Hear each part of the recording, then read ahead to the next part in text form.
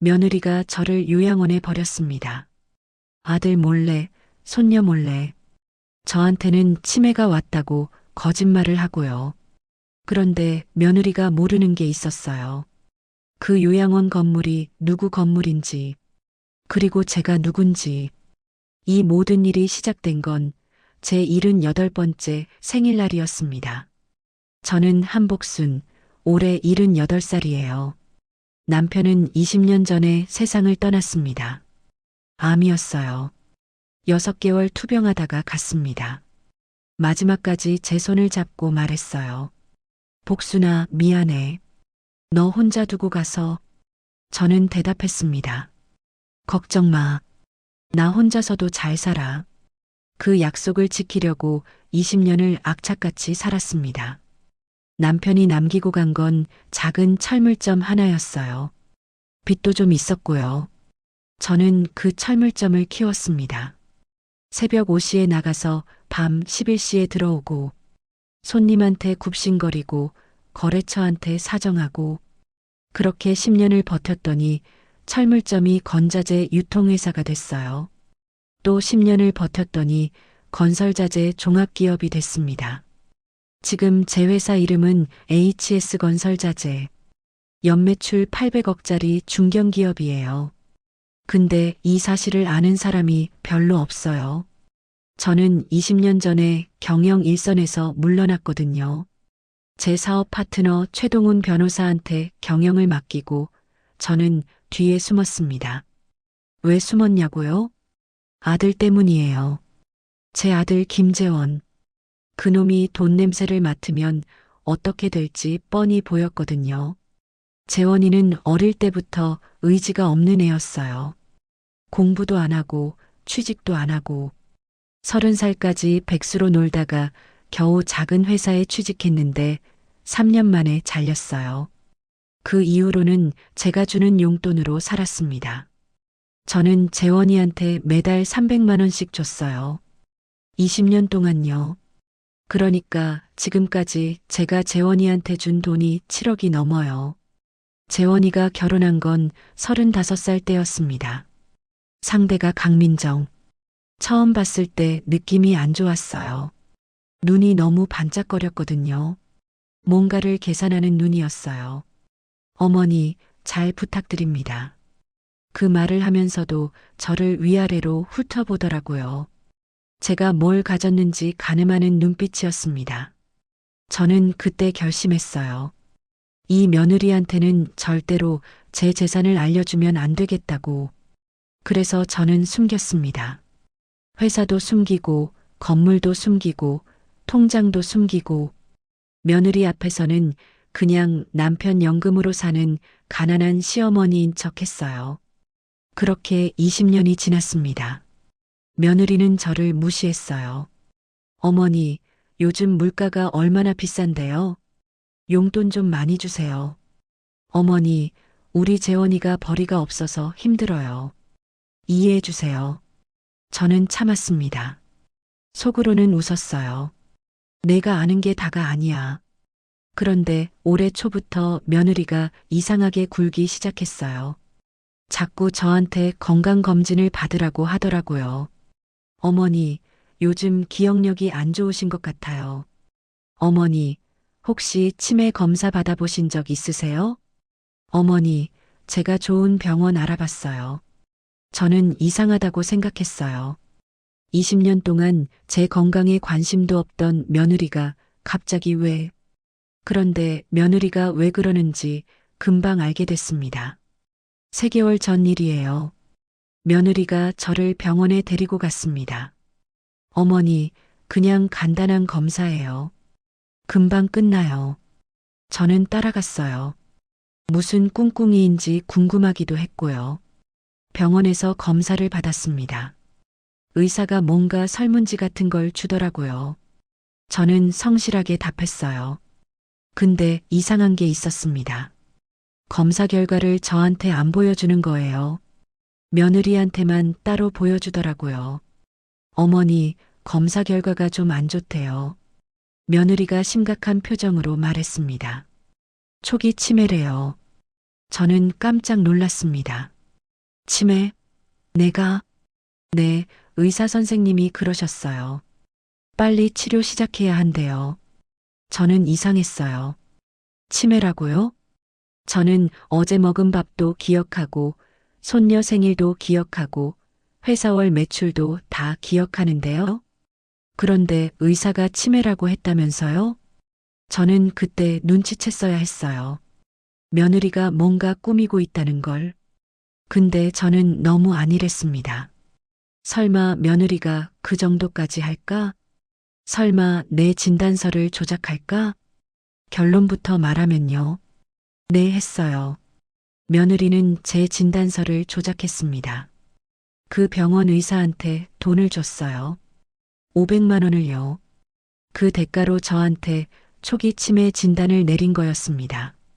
저는 그걸 나중에야 알았어요. 그때는 몰랐습니다.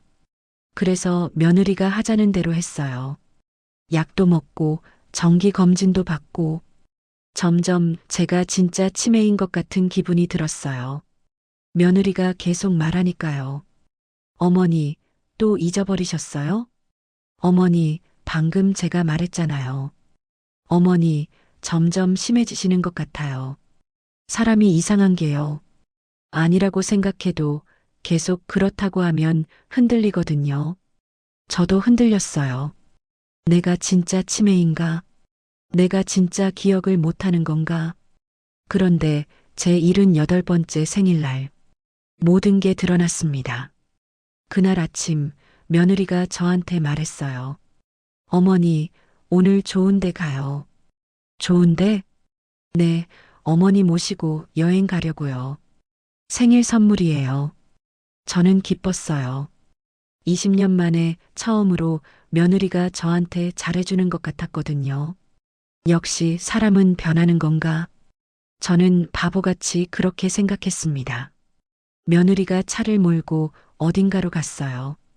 1시간쯤 달렸을까? 차가 멈춘 곳은 산 중턱에 있는 건물이었습니다. 햇살 요양원이라고 적혀 있더라고요. 저는 그 간판을 보고 멈춰 섰습니다. 햇살 요양원. 이 이름을 알고 있었거든요. 15년 전에 제가 산 건물이에요. 그때 허름한 건물이 싸게 나와서 샀습니다. 리모델링한 다음에 세를 줬어요. 요양원 사업자가 들어와서 운영하고 있었습니다. 저는 건물주로서 월세만 받았어요. 그 건물이 여기였습니다. 며느리야, 여기가 어디야? 저는 모른 척 물었어요. 며느리가 씩 웃었습니다. 어머니 새 집이에요. 새 집? 네, 오늘부터 어머니 여기서 사시는 거예요. 저는 순간 멍해졌어요. 요양원? 내가 요양원에 간다고? 그것도 내 건물에? 무슨 소리야? 나 요양원 안 가. 어머니, 치매잖아요. 여기서 치료받으셔야 해요. 나 치매 아니야. 의사 선생님이 치매라고 하셨잖아요. 저는 버럭 화를 냈어요. 안 가. 나 안 가. 그런데 며느리가 무서운 눈으로 저를 바라봤습니다. 어머니, 조용히 하세요. 창피하게. 그리고 요양원 직원들을 불렀어요. 직원들이 저를 부축해서 안으로 데리고 갔습니다. 저는 소리 질렀어요. 안 가. 재원이 불러. 재원이. 그런데요. 아들 재원이가 나타났습니다. 문 앞에 서 있었어요. 재원아. 저는 아들한테 달려갔어요. 재원아, 나 좀 데리고 가. 며느리가 나를. 그런데 아들이 저를 밀쳐냈습니다. 엄마, 여기서 좀 계세요. 뭐? 민정이가 다 알아봤대요. 여기 시설 좋대요. 저는 아들 눈을 바라봤어요. 차가웠습니다. 20년 동안 용돈 받아먹은 아들. 7억 넘게 퍼줬던 아들. 그 아들이 저를 버리는 거였어요. 재원아, 나 치매 아니야. 저는 애원했습니다. 의사가 그랬대, 엄마. 어쩔 수 없어. 그 의사가 거짓말한 거야. 며느리가 돈 줬어. 엄마, 피해망상이야. 그것도 치매 증상이래. 아들이 며느리 손을 잡고 돌아섰습니다. 저는 소리 질렀어요. 김재원, 너 이러면 안 돼. 아들이 뒤도 안 돌아보고 말했습니다. 엄마, 여기서 푹 쉬어. 우리 가끔 올게. 가끔 올게. 그 말이 마지막이었습니다. 아들과 며느리는 차를 타고 떠났어요. 저는 요양원 입구에 서서 그 차를 바라봤습니다. 차가 점점 작아지다가 사라졌어요. 제 78번째 생일이었습니다. 케이크도 없고 축하도 없고 요양원 독방에 혼자 앉아 있었어요. 그런데요, 저는 울지 않았습니다. 왜냐고요? 며느리가 저를 버린 곳, 이 햇살 요양원 건물이요. 이 건물 주인이 저거든요. 제 명의 건물이에요. 며느리는 몰랐던 겁니다. 인터넷에서 요양원 검색해서 찾았을 뿐이에요. 입원비가 적당하고 시설이 괜찮아 보여서 선택한 거죠. 자기가 시어머니를 버린 요양원이 시어머니 건물인 줄은 꿈에도 몰랐습니다. 저는 방 안에서 조용히 웃었습니다. 민정아, 넌 큰 실수를 한 거야. 요양원 첫날 밤, 저는 잠을 못 잤어요. 억울해서가 아니에요. 복수를 어떻게 할지 생각하느라 잠이 안 온 거예요. 일단 정리를 해봤습니다. 하나, 며느리는 제 진단서를 조작했다. 둘, 아들은 며느리 편이다. 셋, 나는 지금 요양원에 갇혀 있다. 넷, 하지만 이 건물은 내 건물이다. 저한테 필요한 건 두 가지였어요. 첫째, 밖과 연락할 수단. 둘째, 믿을 수 있는 사람. 다음 날 아침, 요양원 식당에서 밥을 먹는데 옆자리에 할머니 한 분이 앉았어요. 75살쯤 돼 보이는 분이었는데 눈빛이 살아있더라고요. 다른 어르신들은 멍하니 앉아 있는데 이분만 눈이 반짝반짝했어요. 여기 처음이시죠? 그 할머니가 먼저 말을 걸었습니다. 네, 어제 왔어요. 아이고, 첫날인데 밥맛이 없으시겠네. 네, 솔직히. 괜찮아요. 다 적응돼요. 나도 처음엔 죽을 것 같았는데. 그 할머니 이름은 오영자. 75살이었어요. 여기 온 지 6개월 됐다고 하더라고요. 영자 씨는 왜 여기 오셨어요? 저는 물었어요. 영자 씨가 한숨을 쉬었습니다. 아들놈이 나 골치 아프다고 집어넣었어요. 세상에. 복순 씨는요? 저는 잠깐 망설였어요. 이 사람을 믿어도 될까? 영자 씨가 제 눈을 바라봤습니다. 말 안 해도 알아요. 다 비슷비슷해요. 여기 사람들. 자식한테 버림받은 사람들이에요. 다. 저는 그 말을 듣고 마음을 열었어요. 며느리가 치매 진단서 조작해서 여기 집어넣었어요. 어머, 그런 나쁜 년이. 진짜 나쁜 년이에요. 그래서 어떻게 할 거예요? 저는 영자 씨를 바라봤습니다. 복수할 거예요. 영자 씨 눈이 반짝거렸어요. 오, 복수? 어떻게요? 아직 모르겠어요. 방법을 찾아야 해요. 영자 씨가 갑자기 제 손을 잡았습니다. 나도 끼워줘요. 네, 나도 복수하고 싶어요. 내 아들놈한테. 저는 영자 씨 눈을 봤어요. 진심이더라고요. 영자 씨, 혹시 여기서 밖으로 연락할 방법 있어요? 전화요? 네. 여기 전화 못 써요. 다 압수당해요. 그럼 어떡해? 영자 씨가 웃었습니다.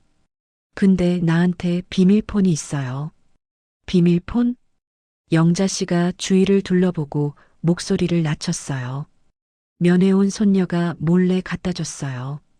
여기 직원들 몰라요. 영자 씨, 그거 빌려줄 수 있어요? 빌려주는 대신 조건이 있어요. 뭔데요? 나도 복수에 끼워줘요. 저는 고개를 끄덕였습니다. 좋아요. 같이 해요. 그날 밤 영자 씨 방에서 전화를 걸었어요. 최동훈 변호사한테요. 제 사업 파트너이자 30년 지기 친구. 전화 받자마자 최 변호사가 소리쳤습니다. 사모님, 어디 계세요? 연락이 안 돼서 얼마나 찾았는지 아세요? 저는 상황을 설명했어요. 며느리가 진단서 조작한 것, 아들이 며느리 편 든 것, 지금 요양원에 갇혀 있는 것. 최 변호사가 분노했습니다. 지금 당장 데리러 갈게요. 아니요, 잠깐요. 네, 지금 안 나갈 거예요. 최 변호사가 어리둥절했어요. 사모님, 왜요? 거기 왜 계세요? 복수하려고요. 복수요? 네. 저놈들 제대로 망하게 할 거예요.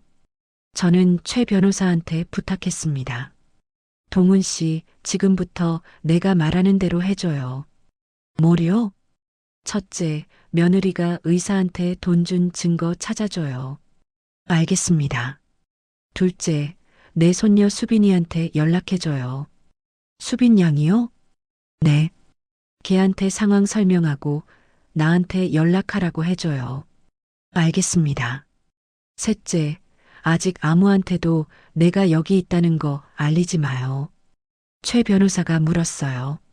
사모님, 얼마나 기다리면 돼요? 저는 생각했어요. 한 달만요. 한 달이요? 네. 한 달 동안 증거 모으고 작전 짜고 그리고 나서 터뜨릴 거예요. 전화를 끊고 방으로 돌아왔어요. 창문으로 달이 보이더라고요. 저는 그 달을 보면서 생각했어요. 민정아, 넌 큰 실수를 한 거야. 78살 시어머니가 만만해 보였지? 내가 그냥 당하고 있을 것 같았지? 너는 몰라. 내가 누군지, 내가 뭘 가졌는지. 한 달만 기다려. 내가 어떻게 되는지 보여줄게. 며칠 후 손녀 수빈이한테서 연락이 왔어요. 영자 씨 비밀폰으로요. 할머니, 할머니 괜찮아요. 수빈이가 울면서 말했어요. 괜찮아, 수빈아. 할머니, 최 변호사님한테 다 들었어요. 엄마가 그랬어요? 응. 할머니, 저 지금 갈게요. 요양원 어디예요? 저는 수빈이를 말렸어요. 아니야, 지금 오지 마. 왜요? 내 엄마한테 들키면 안 돼. 수빈아, 할머니 말 들어. 지금은 참아. 수빈이가 울먹였어요. 할머니, 저 엄마가 너무 미워요. 알아. 아빠도 미워요. 어떻게 할머니한테 그럴 수 있어요? 수빈아, 내 엄마 아빠 얘기는 나중에 하자. 지금 할머니한테 필요한 건 너야. 저는 수빈이한테 부탁했어요. 수빈아, 집에서 정보 좀 캐줘. 무슨 정보요? 엄마가 요즘 뭐 하는지, 아빠가 뭐 하는지. 알았어요, 할머니. 그리고 내 엄마가 할머니 재산 얘기하면 잘 들어도. 네. 할머니가 다 갚아줄게. 조금만 기다려. 저는 수빈이한테서 희망을 봤어요. 그 애는 달랐거든요. 엄마 아빠 닮지 않았어요. 착하고 정의감 있고 그 애만큼은 제대로 커졌더라고요. 며칠 후 수빈이한테서 연락이 왔어요. 할머니, 큰일 났어요. 왜? 무슨 일이야? 엄마가 할머니 집 팔려고 해요. 뭐? 할머니 명의 아파트 있잖아요. 그거 팔아서 자기들 빚 갚으려고 해요. 저는 순간 웃음이 나왔어요. 네 명의 아파트? 그거 하나 있긴 해요. 시가 5억짜리. 근데 그거 팔아봤자 뭘 어쩌게요? 내 진짜 재산은 따로 있는데. 수빈아, 그거 팔게 둬. 네. 할머니, 그러면. 괜찮아. 그거 팔아봤자 얼마 안 돼. 근데 걔들이 팔면 증거가 되는 거야. 증거요? 응. 치매 환자 재산 무단 처분. 그거 범죄야. 수빈이가 이해했어요. 아, 그러니까 일부러 팔게 두는 거예요? 응. 죄를 더 짓게 하는 거야. 그래야 나중에 더 크게 망하거든. 할머니, 무섭다. 할머니가 원래 무서워. 너만 몰랐지. 저는 웃었어요. 민정아, 너 지금 스스로 무덤 파고 있는 거야. 더 파, 더 깊이 파. 그래야 내가 더 깊이 묻히거든. 2주가 지났어요. 최 변호사한테서 연락이 왔습니다. 사모님, 증거 찾았습니다. 뭐요? 며느리가 의사한테 500만 원 송금한 내역이요. 잘했어요. 그리고 하나 더요. 뭔데요? 그 의사가 자백했습니다. 저는 깜짝 놀랐어요. 자백이요? 어떻게요? 제가 그 병원에 찾아가서 협박했습니다. 협박이요? 네. 의료법 위반으로 고발하겠다고 했더니 바로 불더라고요. 최 변호사가 녹취 파일을 보내줬어요. 의사 목소리가 들렸습니다.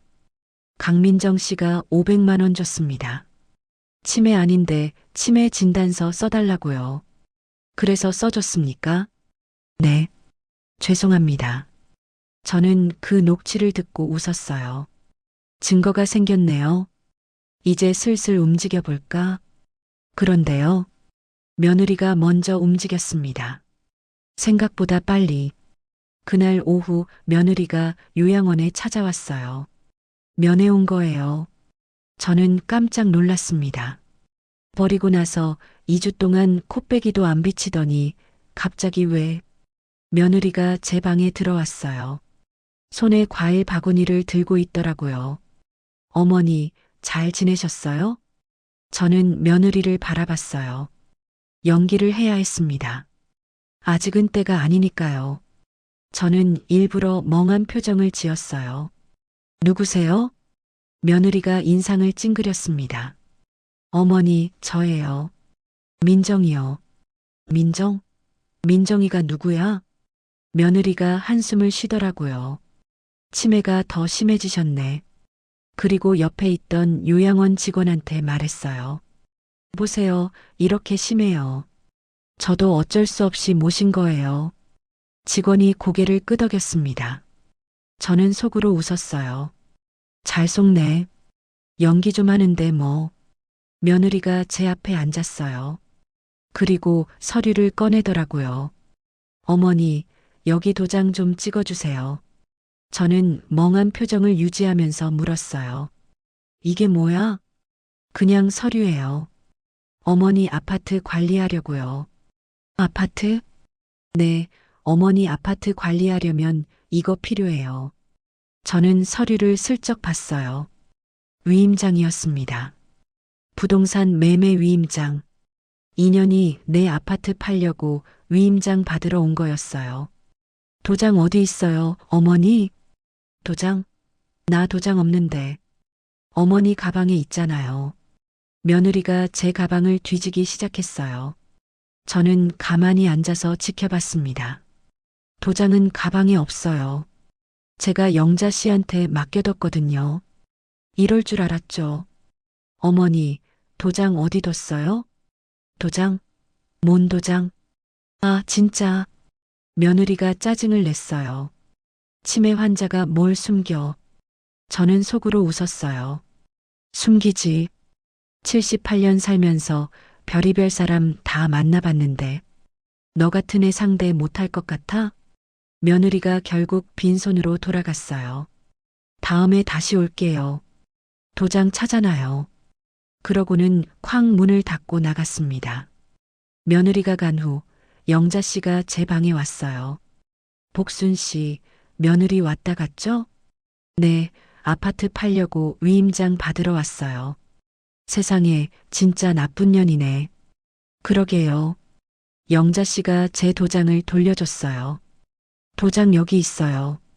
고마워요, 영자 씨. 근데 복순 씨, 이제 어떻게 할 거예요? 저는 창밖을 바라봤어요. 이제 슬슬 시작해야죠. 시작이요? 네. 며느리가 초조해지기 시작했어요. 그게 무슨, 도장 못 받아가면 아파트 못 팔잖아요. 그럼 더 조급해질 거예요. 저는 웃었어요. 사람이 조급해지면 실수를 해요. 그걸 기다리는 거예요. 영자 씨가 감탄했습니다. 복순 씨 대단하다. 78년 살면서 배운 거예요. 그런데 며칠 후 생각지도 못한 일이 벌어졌어요. 수빈이한테서 급하게 연락이 왔습니다. 할머니, 큰일 났어요. 왜? 무슨 일이야? 엄마랑 아빠가 싸웠어요. 엄청 크게. 저는 놀랐어요. 싸웠다고? 왜? 아빠가 엄마한테 따졌대요. 할머니 재산이 왜 이것밖에 없냐고. 뭐? 아빠가 할머니한테 더 재산이 있을 거라고 엄마가 숨기고 있는 거 아니냐고. 저는 그 말을 듣고 웃음이 나왔어요. 아들놈이 드디어 눈치를 챘네요. 어머니 재산이 아파트 하나뿐일 리가 없다. 그 생각을 한 거예요. 그래서 어떻게 됐어? 엄마가 아빠한테 소리 질렀어요. 당신이 뭘 알아? 닥쳐. 라고요. 세상에. 그러니까 아빠가 더 의심하더라고요. 뭘 숨기는 거야? 라고. 악역들끼리 싸우기 시작했어요. 저는 이게 좋았습니다. 서로 물어뜯으라고. 그래야 더 쉽게 망하거든요. 수빈아, 내 엄마 아빠 싸우는 거 가만히 둬. 네. 말리지 마. 더 싸우게 둬. 왜요? 서로 싸우다 보면 진실이 나와. 내 엄마가 뭘 숨기고 있는지. 수빈이가 한숨을 쉬었어요. 할머니, 저 이 집에서 살기 싫어요. 알아. 조금만 참아. 할머니, 빨리 나오세요. 저 할머니 보고 싶어요. 곧 나갈게. 조금만 더. 전화를 끊고 생각했어요. 재원이가 드디어 의심을 시작했네요. 그런데 그놈이 생각보다 머리가 돌아가네. 나한테 재산이 더 있다고 눈치를 채다니. 하지만 재원이는 중요한 걸 몰라요.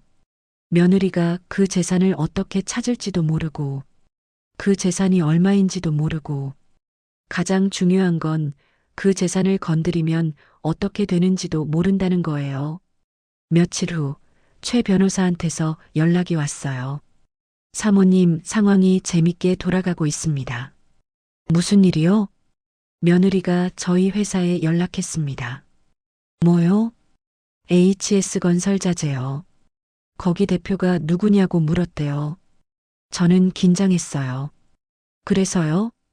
저희 직원이 제 이름을 말해줬습니다. 최동훈이라고. 며느리가 뭐래요? 한복순이라는 사람 아냐고 물었대요. 저희 직원이 모른다고 했습니다. 저는 안도했어요. 다행이다. 제 이름은 회사 서류 어디에도 안 나와요. 제가 일부러 그렇게 해놨거든요. 동훈 씨, 며느리가 뭔가 눈치챈 것 같아요. 저도 그렇게 생각합니다. 이제 어떻게 해요? 사모님, 이제 나오실 때 됐습니다. 저는 생각했어요. 아직은 아니야. 조금만 더. 며느리가 더 깊이 들어오게 해야 해. 동훈 씨, 조금만 더 기다려요. 사모님, 며느리가 회사까지 찾아오게 해요. 왜요? 걔가 직접 와서 사고를 치게 하려고요. 최 변호사가 웃었어요. 사모님 역시 대단하십니다. 30년 사업한 게 헛되진 않았죠. 그리고 3일 후 며느리가 진짜로 회사에 찾아왔습니다. 최 변호사한테서 연락이 왔어요. 사모님, 며느리가 지금 로비에 있습니다. 뭐라고 해요? 한복순의 재산 내역을 알려달라고 난리치고 있습니다. 어떻게 해요? 제가 직접 만나볼까요? 저는 고개를 끄덕였어요. 전화로요. 네, 만나세요. 그리고 녹음해요. 알겠습니다. 1시간 후 최 변호사한테서 녹음 파일이 왔어요. 며느리 목소리가 들렸습니다. 저는 한복순의 며느리입니다. 네, 그래서요? 시어머니 명의 재산이 여기 있다고 들었는데요. 누구한테 들으셨는데요? 그건 중요한 게 아니고요. 재산 내역 좀 알려주세요. 최 변호사 목소리가 들렸어요. 그건 안 됩니다. 본인 아니면 알려드릴 수 없어요. 저 며느리라니까요. 며느리라도 안 됩니다. 지금 저 무시하는 거예요? 법적으로 안 된다는 겁니다. 며느리가 악을 썼어요. 좋아요. 그럼 시어머니 데리고 올게요. 그러시든지요. 근데 시어머니가 치매라서요. 제가 대리인이에요. 대리인 위임장 있으세요? 그건 없으시면 안 됩니다. 녹음이 끝났어요. 저는 웃었습니다. 며느리가 발악을 시작했네요. 위임장. 그래, 내가 필요한 건 위임장이야. 근데 그거 못 받을걸? 내가 안 줄 거거든. 며느리가 이제 어떻게 나올까요? 두 가지 선택지가 있어요. 하나, 포기한다. 둘, 위임장을 위조한다. 며느리가 어떤 선택을 할지 뻔히 보여요. 전혀는 포기할 년이 아니거든요. 이틀 후, 최 변호사한테서 다급한 연락이 왔어요. 사모님, 큰일 났습니다. 왜요? 며느리가 위임장을 가지고 왔습니다. 뭐요? 사모님 도장이 찍힌 위임장이요. 저는 순간 멍해졌어요. 내 도장? 내 도장은 영자 씨한테 있는데? 그게 무슨 말이에요? 위임장에 사모님 이름이랑 도장이 찍혀 있습니다. 그건 위조예요. 알아요. 근데 며느리가 이걸로 재산 내역 달라고 난리입니다. 저는 그제야 이해했어요. 며느리가 위임장을 위조한 거예요. 제 서명이랑 도장을 위조해서요. 동훈 씨, 그거 받아줬어요? 아니요. 일단 보류시켰습니다. 본인 확인이 필요하다고요. 잘했어요. 근데 사모님, 이제 어떻게 하실 거예요? 저는 웃었어요. 드디어 때가 됐네요. 네. 며느리가 드디어 범죄를 저질렀어요. 사문서 위조죠. 이거 큰 죄예요. 저는 전화기를 꽉 잡았어요. 동훈 씨, 이제 나갈게요. 사모님, 언제요? 내일이요. 3주를 기다렸어요. 며느리가 스스로 무덤을 파는 걸 지켜봤어요. 진단서 위조, 재산 무단 처분 시도, 사문서 위조. 이 정도면 충분해요. 내일 나가서 다 끝낼 거예요. 다음 날 아침, 요양원에 검은 벤츠가 들어왔어요. 직원들이 웅성거렸습니다. 저 차 뭐야? 누가 왔나 봐. 차에서 양복 입은 남자가 내렸어요. 최동훈 변호사였습니다. 그 뒤로 양복 입은 사람들이 줄줄이 내렸어요. 변호사 사무실 직원들이었습니다. 최 변호사가 요양원 원장실로 걸어갔어요. 원장이 깜짝 놀라서 물었습니다. 무슨 일이십니까? 이 건물 주인이 누군지 아십니까? 건물 주인이요? 저희는 임대인하고만 계약해서. 최 변호사가 서류를 내밀었어요. 이 건물 주인은 한복순 여사입니다. 네. 지금 이 요양원에 계신 분이요. 원장 얼굴이 하얘졌어요. 한복순 어르신이요? 네. 저희 입소자요? 네. 그분이 이 건물 주인입니다. 원장이 멘붕이 왔어요. 그럴 리가. 그분은 치매 환자로. 치매 아닙니다. 네. 진단서가 위조된 겁니다. 며느리가 돈 주고 조작했어요. 원장이 비명을 질렀어요. 세상에. 지금 바로 한복순 여사를 모셔오세요. 네. 바로요. 직원들이 제 방으로 뛰어왔어요. 한복순 어르신. 저는 태연하게 앉아 있었어요. 왜요? 저기, 손님이 오셨는데요. 저는 일어섰어요. 영자 씨한테 인사했습니다. 영자 씨, 나 이제 나가요. 영자 씨가 제 손을 잡았어요. 복순 씨, 복수 잘하고 와요. 고마워요. 나중에 꼭 다시 볼게요. 저는 요양원 로비로 내려갔어요. 최 변호사가 기다리고 있었습니다. 저를 보더니 허리를 깊이 숙였어요. 사모님, 오래 기다리셨습니다. 직원들이 멍하니 저를 바라봤어요.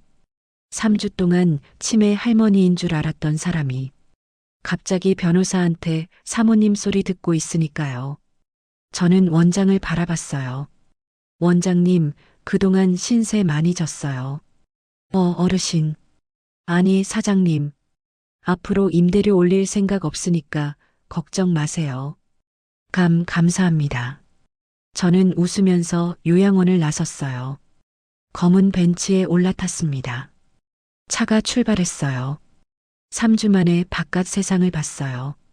창문으로 햇살이 들어왔습니다. 따뜻했어요. 사모님, 어디로 갈까요? 최 변호사가 물었어요. 저는 대답했습니다. 회사로요.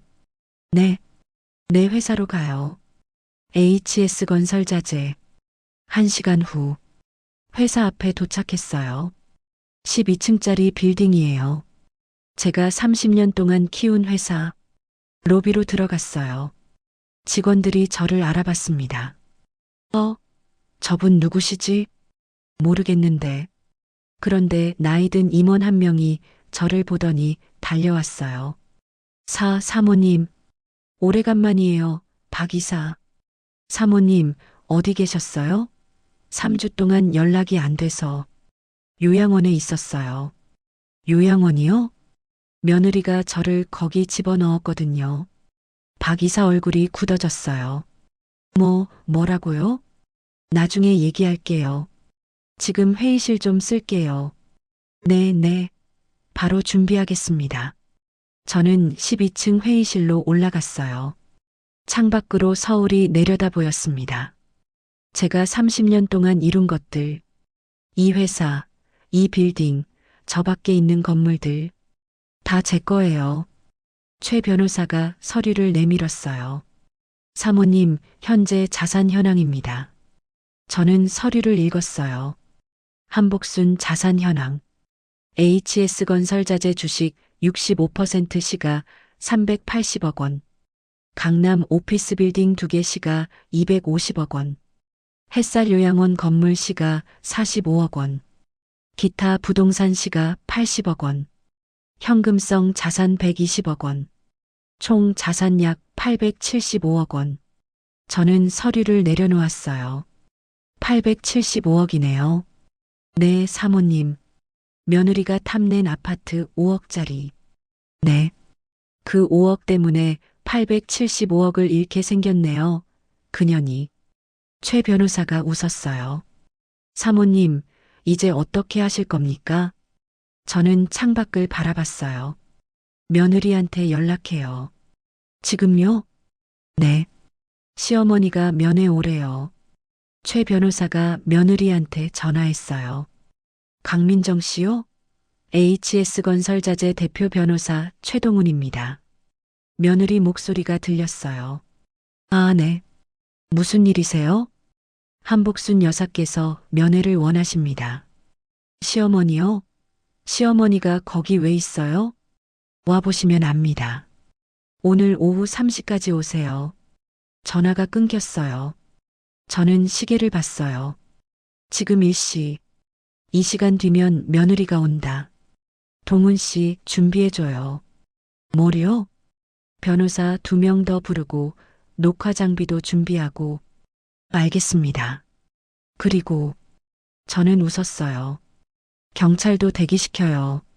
경찰이요? 네. 오늘 며느리 잡아갈 거거든요. 2시간이 지났어요. 회의실 문이 열렸습니다. 며느리 강민정이 들어왔어요. 얼굴이 창백하더라고요. 어머니. 며느리가 저를 보더니 소리쳤어요. 어머니, 여기서 뭐 하세요? 저는 의자에 앉아서 며느리를 바라봤어요. 3주 전에 저를 버렸던 그년. 요양원에 쳐넣고 재산 뺏으려고 했던 그년. 앉아. 저는 말했어요. 며느리가 멈칫했습니다. 제 목소리가 달라졌거든요. 요양원에서 멍하게 누구세요? 하던 그 목소리가 아니었어요. 앉으라고. 저는 다시 말했어요. 며느리가 조심스럽게 앉았습니다. 민정아. 네, 어머니. 너 나한테 할 말 있지? 무슨 말씀이세요? 저는 테이블 위에 서류를 던졌어요. 탁! 며느리가 서류를 봤어요. 그건 의사 자백 녹취록이었어요. 강민정 씨가 500만 원 줬습니다. 치매 아닌데 치매 진단서 써달라고요. 며느리 얼굴이 하얘졌어요. 이게 뭐예요? 너 뭐 했는지 모르겠어? 어머니, 이건 진단서 위조. 이거 범죄야.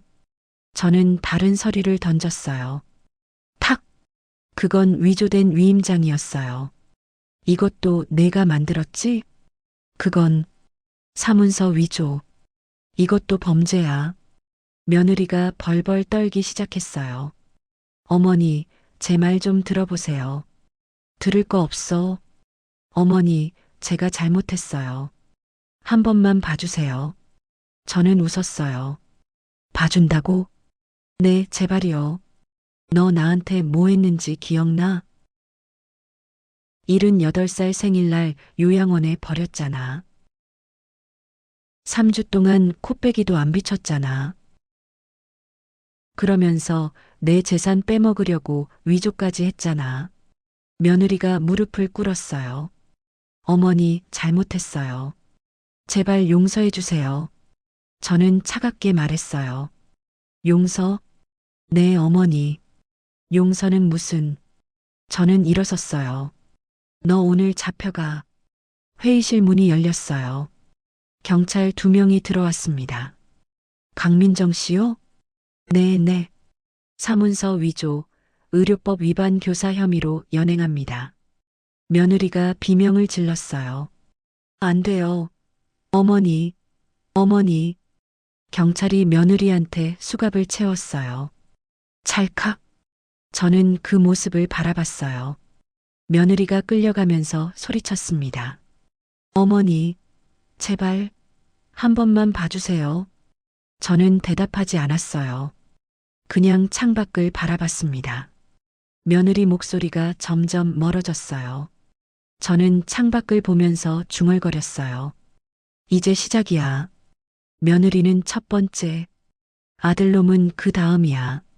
며느리가 경찰에 끌려간 지 30분 후, 아들 재원이한테서 전화가 왔어요. 최 변호사 번호로요. 여보세요.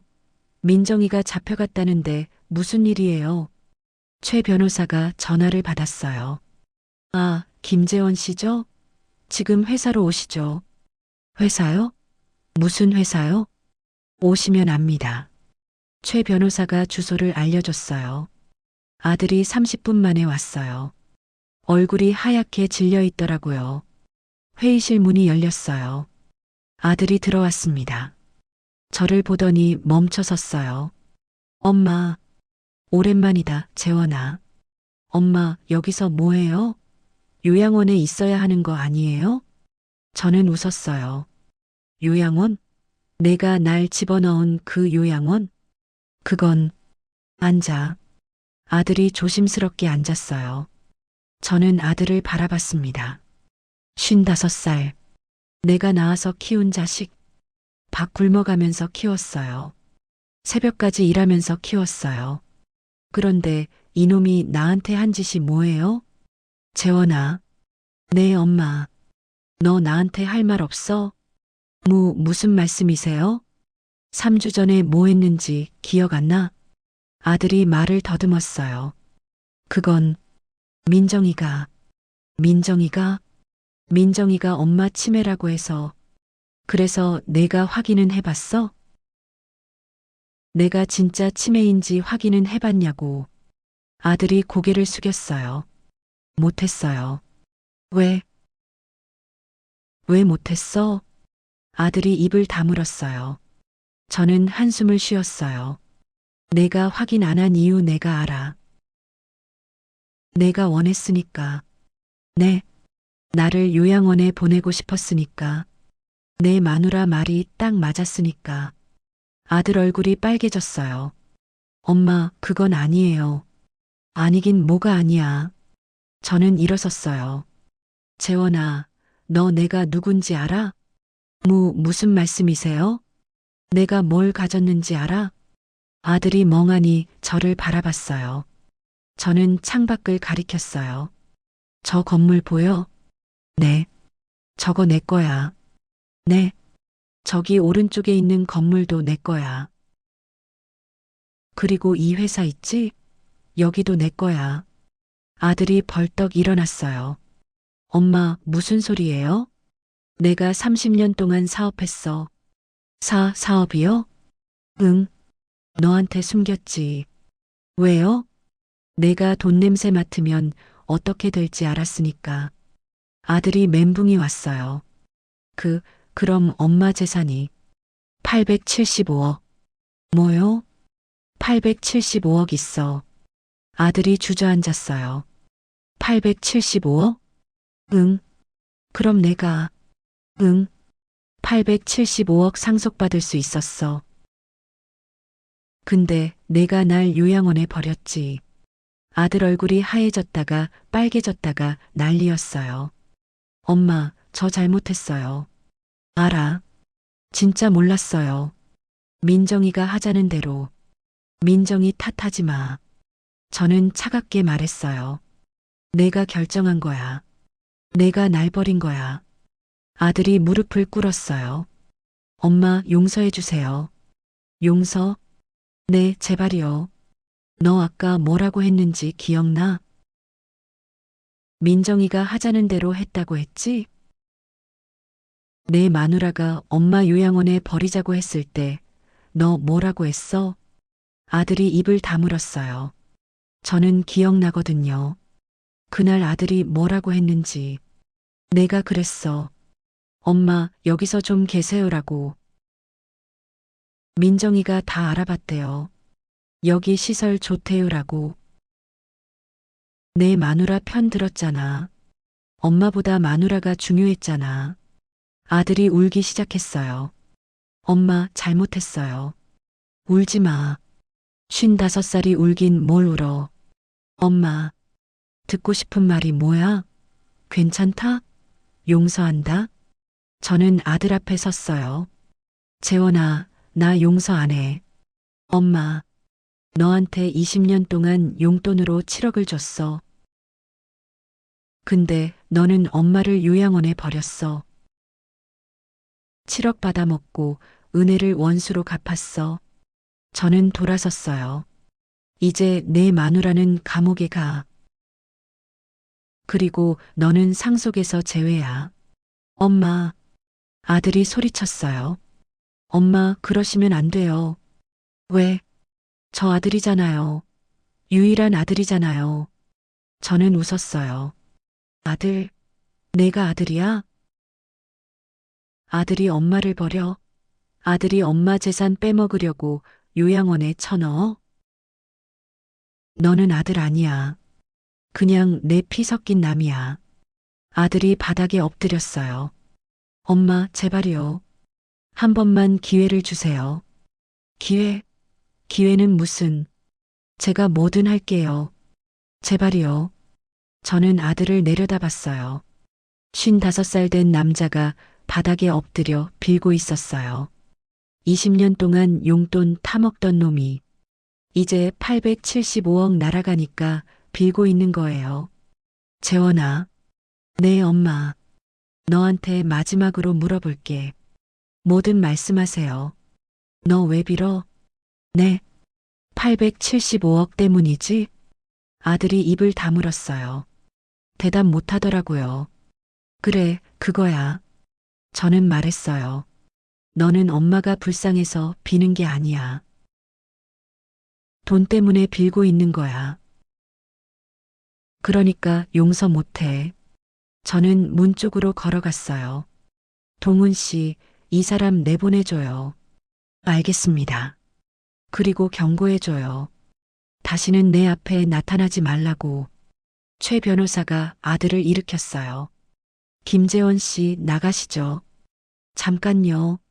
엄마, 엄마. 아들이 끌려나가면서 소리쳤어요. 엄마, 저 반성할게요. 제발. 저는 뒤돌아보지 않았어요. 문이 닫혔어요. 아들 목소리가 끊겼습니다. 저는 창밖을 바라봤어요. 손이 떨렸어요. 내가 낳은 자식을 내쫓았거든요. 최 변호사가 조심스럽게 물었어요. 사모님, 괜찮으세요? 괜찮아요. 많이 힘드시죠? 아니요. 저는 고개를 저었어요. 후련해요. 20년 동안 참았어요. 재원이가 백수로 놀 때도 참았어요. 며느리가 무시할 때도 참았어요. 그런데 이제 안 참아요. 다 토해낼 거예요. 동훈 씨, 네, 사모님. 내일 기자회견 잡아줘요. 기자회견이요? 응, 세상에 알릴 거야. 뭐요? 저는 웃었어요. 며느리가 시어머니한테 뭘 했는지, 아들이 엄마한테 뭘 했는지, 다 까발릴 거야. 최 변호사가 고개를 끄덕였어요. 알겠습니다. 내일 오전에 잡겠습니다. 그런데 그 순간 제 전화가 울렸어요. 영자 씨 비밀폰이었어요. 아직 반납을 안 했거든요. 화면에 수빈이라고 떴어요. 저는 전화를 받았어요. 수빈아? 수빈이가 울먹이면서 말했어요. 할머니, 저예요. 왜? 무슨 일이야? 아빠가 집에 와서 난리 쳤어요. 뭐? 할머니가 875억 가지고 있대요. 그거 다 엄마 때문에 날아갔다고. 저는 한숨을 쉬었어요. 재원이가 뭐래? 할머니한테 다시 가서 빌어야 한대요. 저보고 같이 가자고. 뭐? 할머니, 저 안 가요. 저 아빠 편 안 들어요. 저는 마음이 아팠어요. 수빈이는 죄가 없거든요. 엄마 아빠가 저지른 일 때문에 고생하고 있는 거예요. 수빈아, 할머니가 내일 데리러 갈게. 진짜요? 응, 내일 아침에 갈게. 짐 싸놔. 할머니, 감사해요. 고마워하지 마. 내가 할머니 편이었잖아. 전화를 끊고 생각했어요. 수빈이는 챙겨야 해. 그 애는 달라. 그 집에서 유일하게 사람 노릇하는 애니까. 내일 아침에 수빈이 데리고 나오고, 오전에 기자회견, 오후에 재산 정리. 바쁜 하루가 될 것 같았어요. 하지만 기분은 좋았어요. 복수가 시작됐으니까. 다음 날 아침 7시, 저는 아들 집 앞에 도착했어요. 검은 벤츠를 타고요. 운전기사랑 경호원도 데려갔어요. 수빈이한테 전화했어요. 수빈아, 할머니 왔어. 나와. 네, 할머니. 지금 나갈게요. 5분 후, 수빈이가 캐리어를 끌고 나왔어요. 저는 차에서 내렸어요.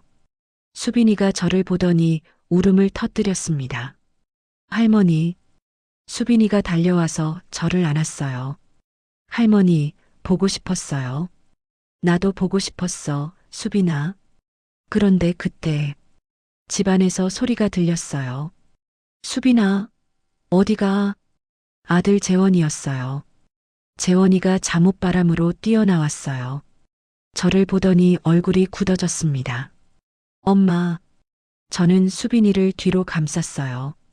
수빈이 데리고 갈게. 엄마 안 돼요. 수빈이는 내 딸이에요. 내 딸? 저는 웃었어요. 내가 키운 거 아니잖아. 민정이가 키웠지. 그래도 그 민정이는 지금 감옥이야. 수빈이 엄마가 없어. 재원이가 발버둥 쳤어요. 엄마, 수빈이까지 데려가시면. 뭐, 내가 키울 거야? 55살 백수가 뭘로 애를 키워? 재원이가 입을 다물었어요. 할 말이 없었던 거죠. 저는 수빈이를 차에 태웠어요. 가자, 수빈아. 네, 할머니. 차가 출발했어요. 백미러로 재원이가 보였습니다. 도로 위에 서서 멍하니 차를 바라보고 있었어요. 저는 앞을 봤어요. 이제 끝이야. 저 집이랑은. 수빈이가 제 손을 잡았어요. 할머니, 감사해요. 고마워하지 마. 근데 할머니, 저 어디서 살아요? 저는 웃었어요. 할머니 집에서. 할머니 집이요? 응. 할머니 한남동에 집 있어. 한남동이요. 수빈이 눈이 커졌어요. 할머니, 진짜 부자셨구나. 응, 좀. 왜 숨기셨어요? 저는 한숨을 쉬었어요. 내 엄마 아빠 때문이었어. 걔들한테 알려주면 손 벌린 거 알았으니까. 수빈이가 고개를 숙였어요. 저 엄마 아빠 때문에 죄송해요. 내 잘못 아니야. 그래도, 수빈아. 저는 수빈이 얼굴을 들어 올렸어요. 너는 달라. 너만큼은 제대로 컸어. 수빈이 눈에 눈물이 고였어요. 할머니, 저 할머니 편 할게요. 평생? 알아. 진짜로요. 알아, 우리 수빈이. 오전 10시 기자회견장에 도착했어요. 회사 대회의실에 기자들이 가득 차 있었습니다. 카메라 플래시가 터지더라고요. 저는 단상에 올라섰어요. 마이크 앞에 섰습니다. 안녕하세요. 저는 한복순입니다. 기자들이 웅성거렸어요. 올해 78살이고요. HS건설자재 대주주입니다. 기자들이 놀랐어요. HS건설자재요? 그 대기업이요? 저는 말을 이었어요. 오늘 이 자리에 선 이유는 제가 당한 일을 알리기 위해서입니다. 기자들이 집중했어요. 저는 처음부터 끝까지 다 말했어요. 며느리가 제 치매 진단서를 500만 원 주고 조작한 것.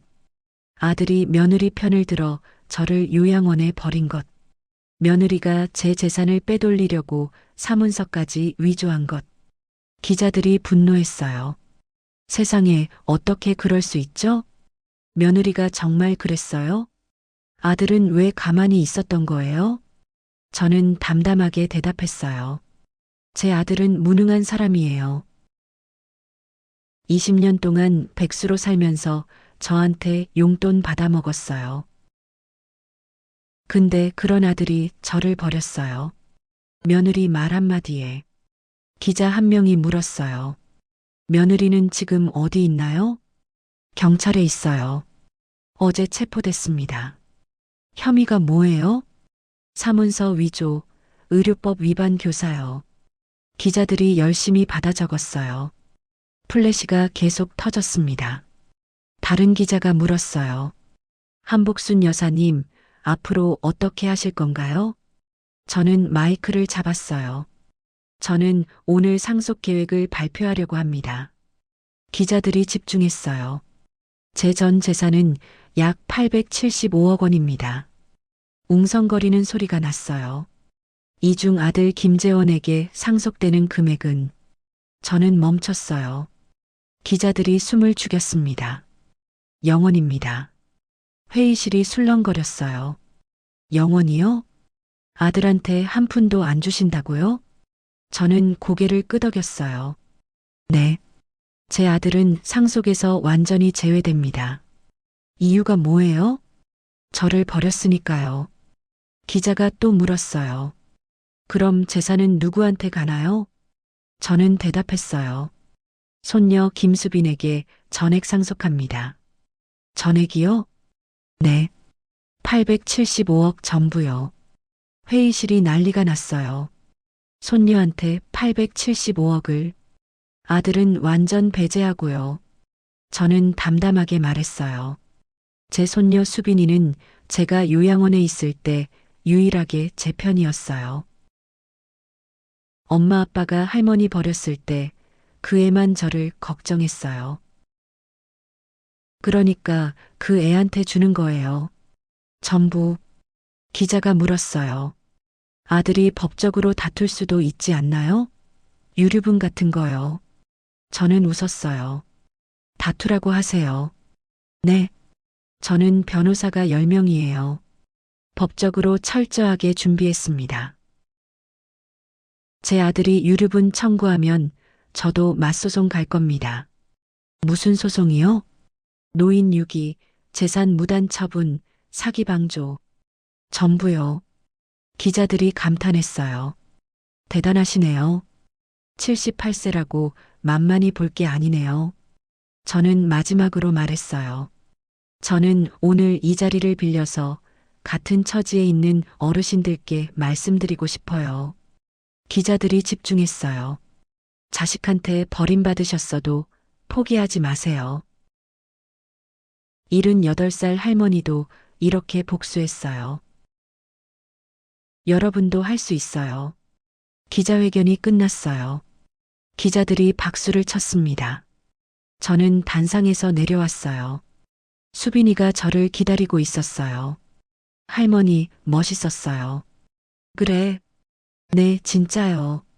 저는 수빈이 손을 잡았어요. 수빈아, 이제 시작이야. 시작이요? 응. 할머니가 내한테 많이 가르쳐 줄 거야. 뭐요? 사업하는 법, 돈 관리하는 법, 나쁜 사람 구별하는 법. 수빈이가 웃었어요. 할머니, 저 열심히 배울게요. 그래, 우리 수빈이. 저는 창밖을 바라봤어요. 기자회견 영상이 곧 뉴스에 나가겠죠. 온 세상이 알게 될 거예요. 며느리가 시어머니한테 뭘 했는지, 아들이 엄마한테 뭘 했는지. 민정아, 재원아, 이제 너희는 끝이야. 세상 어디에서도 고개를 못 들 거야. 그게 복수야. 기자회견 영상이 뉴스에 나갔어요. 그날 저녁 모든 방송에서 제 얘기가 나왔습니다. 78세 시어머니를 요양원에 버린 며느리, 알고 보니 시어머니가 875억 재벌, 치매 진단서 조작해 시어머니 가둔 며느리, 결국 감옥행. 아들에게 영원 상속 선언한 78세 할머니, 버림받은 어르신들 포기하지 마세요. 댓글이 난리였어요.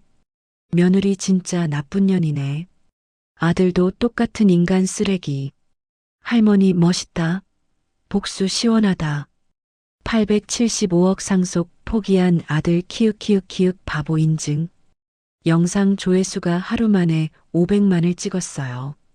저는 그걸 보면서 웃었습니다. 다음 날 아들 재원이한테서 전화가 왔어요. 최 변호사 번호로요. 저는 받지 말라고 했어요. 재원이가 회사 앞에 왔어요. 경비원이 막았습니다. 김재원 씨, 들어가실 수 없습니다. 나 아들이야. 엄마 아들이라고. 죄송합니다. 회장님 지시입니다. 재원이가 난리를 쳤어요.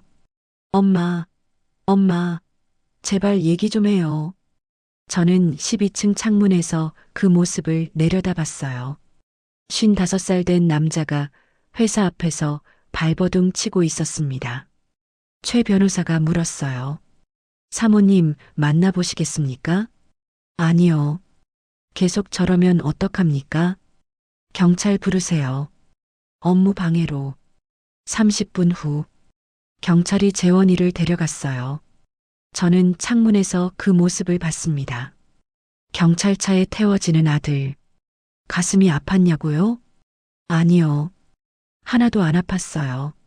저를 버린 건 재원이가 먼저니까요. 며칠 후 민정이 재판이 시작됐어요. 저는 법정에 갔습니다. 민정이가 피고인석에 앉아 있었어요. 수갑을 차고 있더라고요. 얼굴이 엉망이었어요. 며칠 만에 10년은 늙어 보였습니다. 민정이가 저를 봤어요. 어머니, 저는 무시했어요. 재판이 시작됐습니다.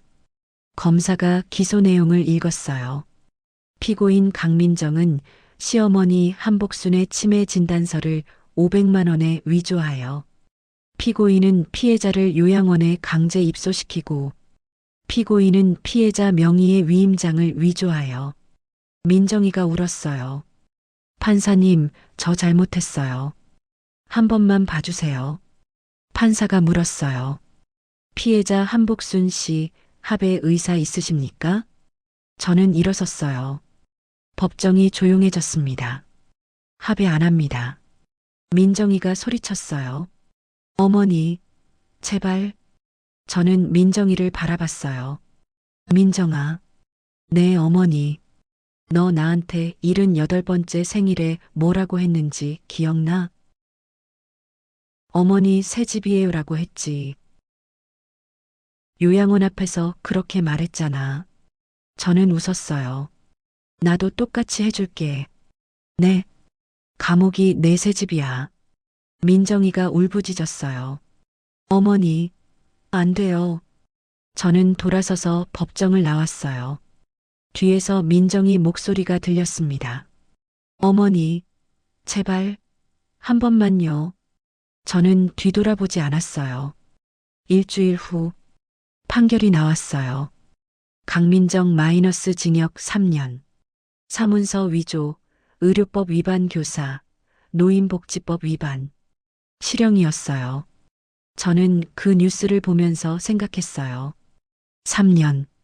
내가 요양원에서 보낼 뻔한 시간보다는 짧네. 그런데 이게 끝이 아니었어요. 저는 민사소송도 걸었거든요. 손해배상 청구 소송. 피고 강민정, 김재원. 청구 금액 10억 원. 며느리는 감옥에서 소장을 받았어요. 아들은 집에서 받았고요. 재원이가 최 변호사한테 전화했어요. 10억이요. 저 그런 돈 없어요. 그건 저희한테 하실 말씀이 아닙니다. 제발 엄마한테 말씀 좀 해주세요. 회장님은 만나지 않으신다고 하셨습니다. 재원이가 울었어요. 저 어떡해요. 저 어떡해요. 저는 그 보고를 듣고 웃었어요. 어떡하긴. 네가 저지른 일이니까 네가 책임져야지. 3개월 후 민사소송도 끝났어요. 판결 원고 승소. 강민정, 김재원 마이너스 연대하여 10억 원 배상. 문제는 민정이는 감옥이고 재원이는 돈이 없다는 거였어요. 재산이라고는 그 집 하나뿐인데 그것도 민정이 명의였어요. 결국 집이 경매에 넘어갔어요. 재원이는 쫓겨났습니다. 저는 그 소식을 듣고 수빈이한테 물었어요. 수빈아, 아빠 어디 있대? 모르겠어요. 연락 안 돼요. 걱정 안 되니? 수빈이가 고개를 저었어요. 안 돼요. 저한테 한 짓이 있잖아요. 저는 수빈이를 안아줬어요. 그래, 우리 수빈이. 며칠 후, 재원이가 어디 있는지 알게 됐어요. 고시원에 들어갔대요. 월세 35만 원짜리. 55살의 고시원. 20년 동안 용돈 타먹던 인간의 말로였어요. 저는 그 소식을 듣고 창밖을 바라봤어요.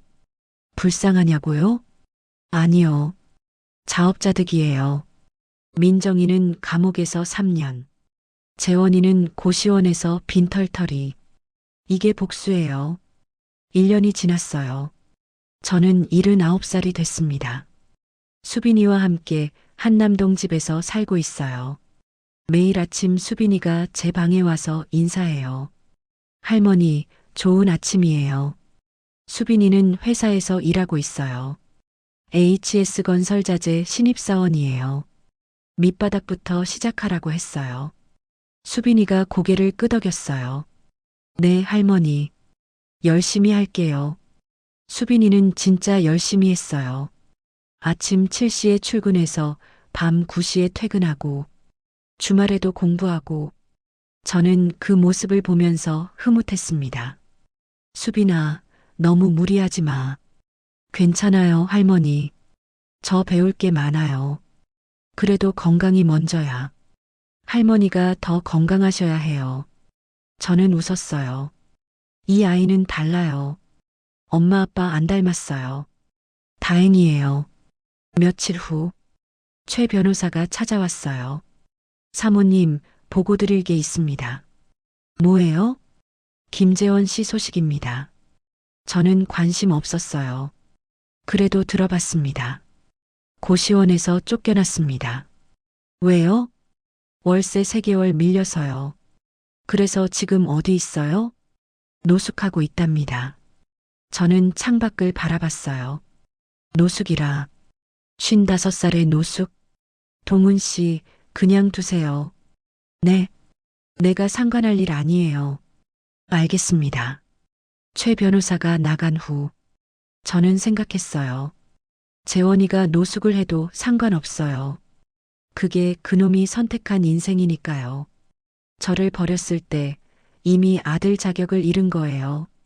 이제 남 인생이에요. 제가 신경 쓸 이유가 없어요. 그런데 며칠 후 수빈이한테서 연락이 왔어요. 할머니, 아빠가 회사 앞에 왔어요. 뭐? 저한테 돈 달라고 해요. 저는 화가 났어요. 수빈아, 그냥 무시해. 근데 할머니, 아빠가 너무 불쌍해 보여요. 불쌍? 네. 얼굴이 엉망이에요. 옷도 찢어지고. 저는 잠깐 생각했어요. 수빈이 마음이 약해지면 안 돼. 재원이한테 휘둘리면 안 돼.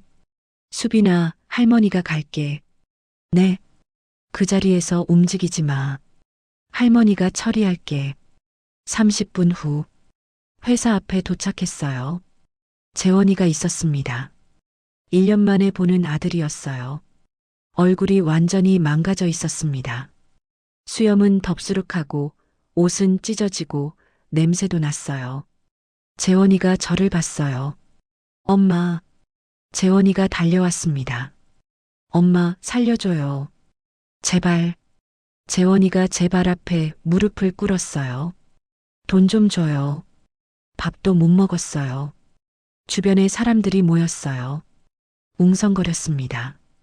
저거 뭐야? 할머니한테 돈 달라는 거야? 저는 재원이를 내려다봤어요. 55살. 내가 낳아서 키운 자식. 밥 굶어가면서 키웠어요. 새벽까지 일하면서 키웠어요. 그런데 이놈이 지금 뭐 하고 있어요? 엄마 발 앞에서 돈 달라고 빌고 있어요. 재원아. 네, 엄마. 일어나. 재원이가 일어났어요. 저는 재원이 얼굴을 봤습니다. 너한테 마지막으로 할 말이 있어. 뭐예요? 1년 전에 내가 나한테 뭐라고 했는지 기억나? 엄마, 여기서 좀 계세요라고 했잖아. 요양원에 날 버리면서 재원이가 울었어요. 엄마, 잘못했어요. 잘못했다고? 네, 진짜요. 저는 한숨을 쉬었어요. 재원아, 너 지금 왜 잘못했다고 하는 거야? 돈 필요하니까 그러는 거지. 1년 전에는 잘못한 줄도 몰랐잖아. 저는 재원이를 똑바로 바라봤어요. 너한테 줄 돈 없어. 엄마, 줄 말도 없어. 엄마, 제발. 저는 수빈이를 불렀어요. 수빈아, 가자. 네, 할머니. 재원이가 수빈이를 붙잡았어요. 수빈아, 아빠잖아. 아빠한테 돈 좀 줘. 수빈이가 재원이 손을 뿌리쳤어요. 아빠, 손 떼세요. 수빈아, 아빠는 저한테 아빠 아니에요. 뭐? 할머니 버렸을 때 저한테도 아빠 자격 잃은 거예요. 수빈이가 제 손을 잡았어요. 할머니 가요. 그래. 저는 수빈이와 함께 차에 탔어요. 창문으로 재원이가 보였습니다. 도로 위에 주저앉아 울고 있었어요. 불쌍하냐고요? 아니요. 불쌍하지 않아요. 자업자득이에요. 차가 출발했어요. 재원이가 점점 작아지다가 안 보였습니다. 이제 진짜 끝이에요. 저 인간과는. 저는 수빈이 손을 잡았어요. 수빈아, 잘했어. 할머니, 저 괜찮아요. 마음 아프지? 조금요. 그래도 괜찮아요. 저는 수빈이를 안아줬어요. 수빈아, 이제 앞만 보자. 네, 할머니. 할머니가 다 가르쳐 줄게. 사업도 인생도. 네, 열심히 배울게요. 3년 후, 저는 82살이 됐어요. 건강해요. 매일 아침 운동하고 영양제 챙겨 먹고 아직 정정합니다. 수빈이는 30살이 됐어요.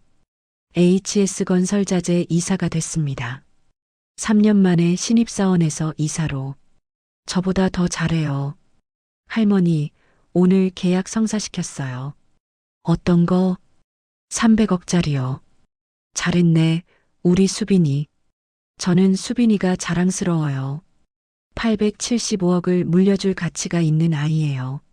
민정이는 감옥에서 나왔어요. 3년 형기 마치고요. 소식 들으니까 시골로 내려갔대요. 친정 부모님 집으로. 다시는 서울에 못 올 거예요. 재원이는요? 모르겠어요. 관심 없어요. 어디서 뭘 하든 제 인생이니까요. 저는 요즘 행복해요. 복수도 끝났고, 수빈이도 잘 크고, 회사도 잘 돌아가고, 가끔 요양원 시절 생각이 나요. 그때 너무 외로웠거든요. 78살 생일에 혼자 요양원 방에 앉아있던 그날. 그런데 이제는 안 외로워요. 수빈이가 있으니까 매일 할머니 사랑해요라고 해주거든요. 그게 제가 원했던 거예요. 돈이 아니라 진심으로 저를 사랑해주는 가족. 어느 날 수빈이가 저한테 물었어요. 할머니, 후회 안 하세요?